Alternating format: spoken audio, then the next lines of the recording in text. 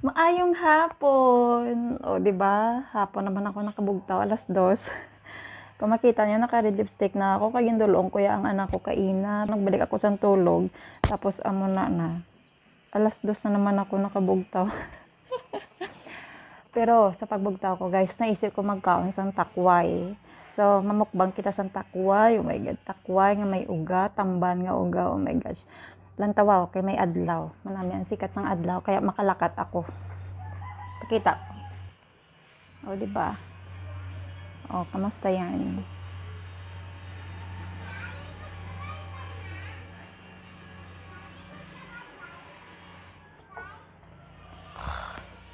O, di ba? Masilaw sagwa. So, tara. Maano kita nga bakal kita sang takway kag mamukbang. Sigurado ako mabusog na naman ako sini. And gali, kung gusto ninyo mabalaan kung ano ang ginainom ko para nga magdami ang ako nga tulog, comment lang kamo kay i-share ko sa inyo buong detalye pa. Bali ini nga capsule nga ginainom ko, ano siya,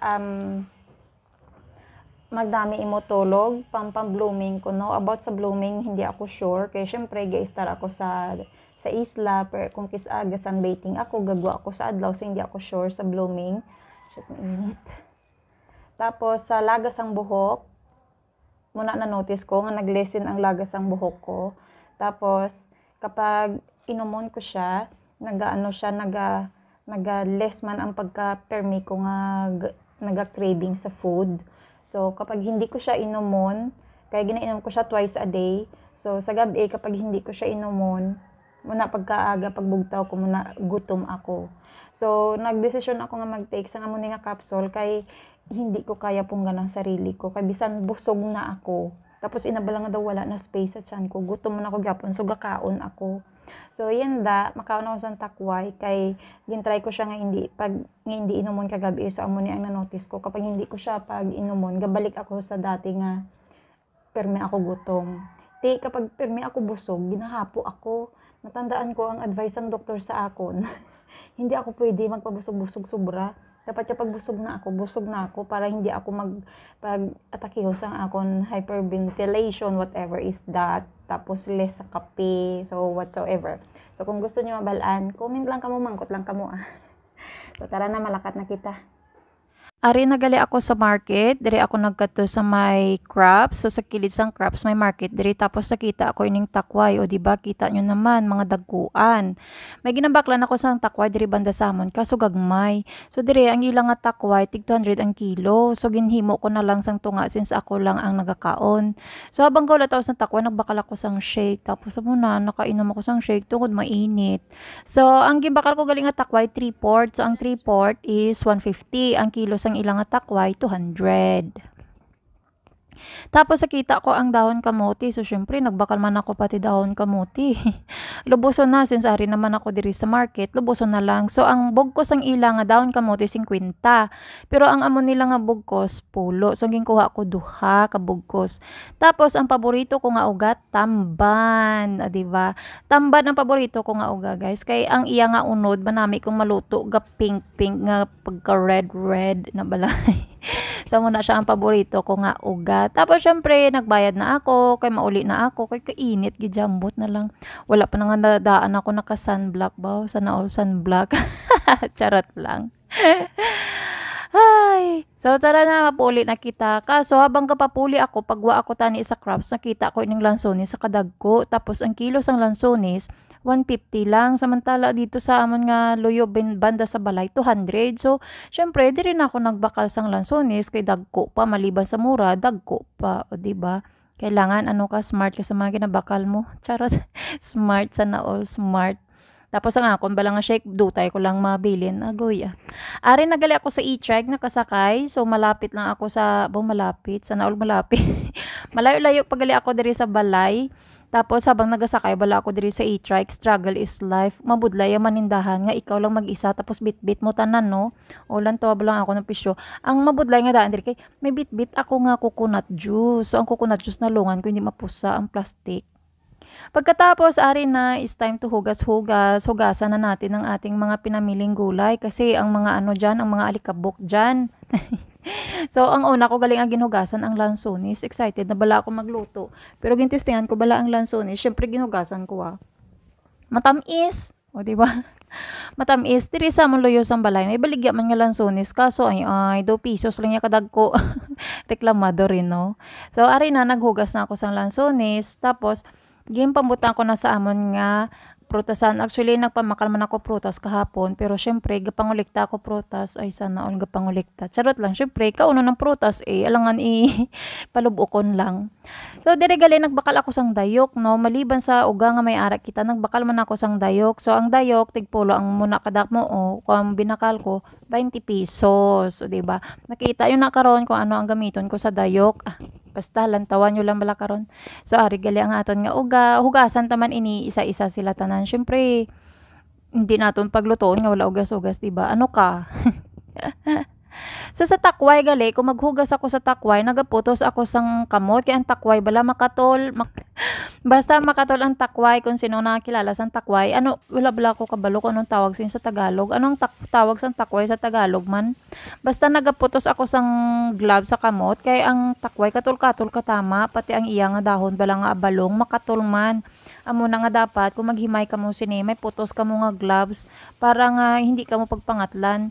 Pero dapat ang gloves medyo mahaba-haba, pero sinisaging gamit ko plastic lang kaya baw ang akon nga but ko niya nagpangatol.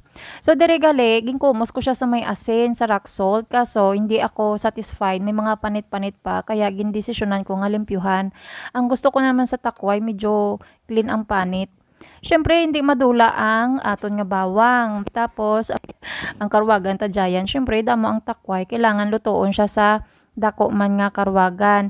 Wala ako sang sibuyas kaya ano na lang ginlakot ko ang bawang tapos gindamo ko lang. Sa dayok naman ginahugasan ko para ambot na lang basta mga muning bagay ginahugasan ko para syempre sigurado ako ang kakaon. Tapos sa mantika ang gingamit ko olive oil. Ginamit ko na ang bawang, gingisa ko lang tapos ginpahumot ko lang sang gamay. Katapos ginlakot ko na ang hinugasan nga dayok, o diba? Excited yon. So, sa dayok naman, gingisa ko siya anay. So, gisaon ko lang siya masyado. Pagkatapos, ginsunod ko na ang takway. O, di ba? Balaan nyo na kung din ko gamiton ang takway, kag ang dayok. O. Manami manami ang dayok sa takway. Kaya kung may dayok ka na, hindi mo na kailangan niya nga mag-asin-asin ka pa. O, diri sa dayok ka daan, maalat na. Pagkatapos, ginggisa ko ang takway. Pagkatapos, gimbutan ko na sa tubig. Tapos, diri ko na gimpagbutang isa-isa niya nga mga panakot, ang langgaw, ang tuyo, ang nor seasoning, kag ang oyster sauce. O, diba? Ibutang ng tanan nga mayara ka. Charot. Ang nor seasoning gapanami, pati ang oyster sauce gapanami, man ina. Tapos, ang white sugar. So, gagamit ako sang white sugar para nga maglisin ang katol. Kaya kung kaunon bala ang takway, kung maluto na makatol, sino ang nakaibalo sina balaan nyo na ako nahambal.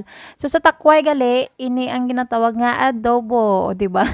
Suspense eh. Hindi pa pagyambaw kay ina kung anong ginaluto. Tapos, adobong takway malang gali. Pero sa pagluto sa takway, pwede baboy, pwede manok, depende sa inyo. Pero sa akon, abi, ng dayok.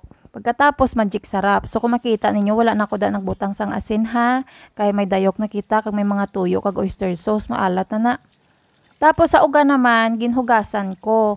Ang uga nga ini nga tamban halin sa rohas. Ang kada bakal ko sang uga gapamangko to kung diin halin kay ang uga sang rohas hindi maalat sakto lang. Pero ginahugasan ko mangyapon.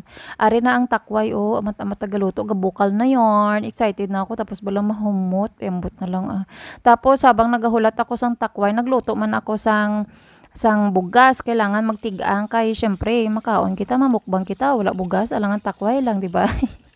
Tapos amo na ginahugasan ko na ang bugas, kakilis na ako. Pagkatapos, sa bugas naman ginahugasan ko maya dasta nga daw medyo magtinaw na. Tapos amo na isa lang, o di ba? Ang iya nga takop sobra ka ang takop niya nabuka. Ang tudlo ni mama sa akon, hindi siya pagluwagom para kuno hindi masyadong magkatol. Pero sa akon naman nabe, ang akon nga ideya, ginabutan ko siya sang damo nga sukar para mas hindi magkatol. Pero syempre, hindi madula ang tilaw-tilaw, kailangan tilawan. Tapos bala pagkatilaw ko manami. So sa muna naman nga point, ang aton nga takway luto na. O di ba? Kita nyo yarn? Oh my God, luto na yarn. Ako lang wala isang makaon sini ayambot na lang ginagutom ako kay wala kuya gininom ang ako nga kapsol. So amo ni na luto na nga atong takway tinigang ara na luto na o di ba? Ay kakain na yon. Isunod ko naman luto ang uga kay tungod na luto ng kanon, ang takway, uga naman. O ara nagpisik ang mantika no pa nagpalayo ako gamay masakit ang mantika litsugas. So sa uga naman wala ko siya ginaluto pa dugay kay hindi ako gusto sang uga nga ano na ng crispy. Gusto ko ya mahumok lang. So pero sini sa uga nga tamban nang wala ko na siya ginaluto kay manami daso nang iya bala nga unod. Tapos ang iya nga humot nagwa si babe. Sorry babe ha. Namo ni na ang aton nga mukbang. Oh my god, may uga, may takway, may kanon. Ay naku lang saan ka dyan. And syempre mukbang time.